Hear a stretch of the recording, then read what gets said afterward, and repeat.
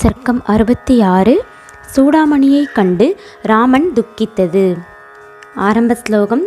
ஏவ முக்தோ ஹனுமதா ராமோ த சர்தா தம் ஜஹ தம் மணிம் ஹிருதயே கிருத்வா பிரத்ரோத சலக்ஷ்மணாக. கதை.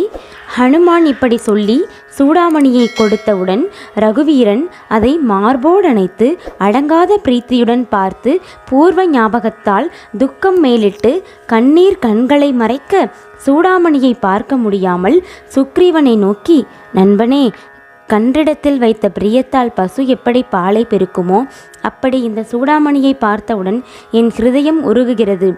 என் விவாக காலத்தில் தசரத சக்கரவர்த்தி இதை ஜனக மகாராஜனிடத்திலிருந்து வாங்கி சீதையின் தலையில் வைத்து அலங்கரிக்கும்படி கொடுத்தார்.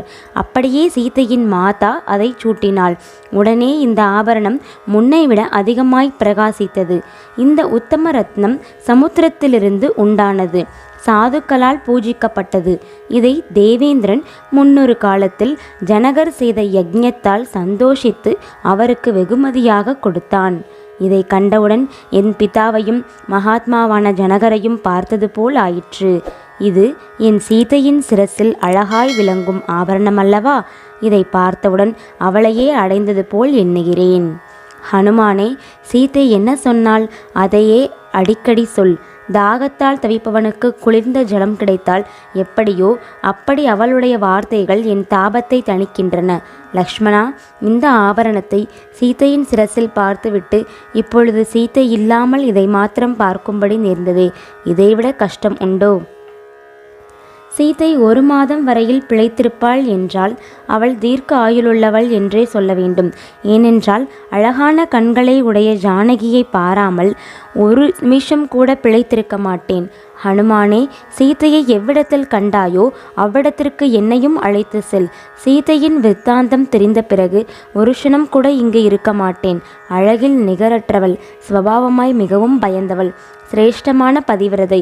இப்படிப்பட்டவள் பயங்கரமான குரூர ராட்சசிகளுக்கு நடுவில் பிழைத்திருப்பது எப்படி? சரத்காலத்தில் இருள் நீங்கி மேகங்களால் சூழப்பட்ட சந்திரனை போல் விகார ரூபமுள்ள ராட்சசர்களுக்கு நடுவில் அவளுடைய முகம் பிரகாசிக்காதல்லவா? சீதை என்ன சொன்னாள்? அதை நிஜமாக சொல்லும். ரோகத்தால் பீடிக்கப்படுகிறவன் சிரேஷ்டமான ஔஷதங்களால் எப்படி பிழைப்பானோ அப்படி நீர் சொல்லும் வார்த்தைகளால் நான் உயிரை வைத்து கொண்டிருப்பேன். அவளுடைய ரூபம் பார்க்க பார்க்க இன்பத்தை கொடுக்கும்.